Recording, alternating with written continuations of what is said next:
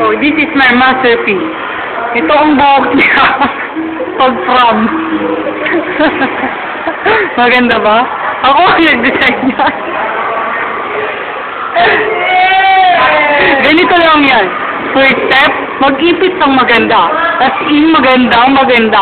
Pangalawang step. Ano nga uli yun? Sandali lang, Makate. Makate yung boob. Makate yung boobs ko. Ito na totoo.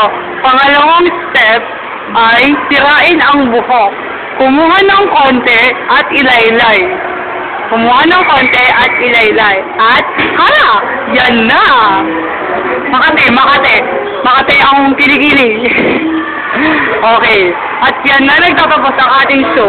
Muli, tingnan natin ang close-up ang aking gawa.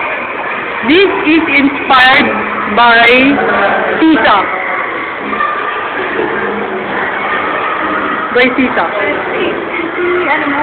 Sino to? Black lady na to?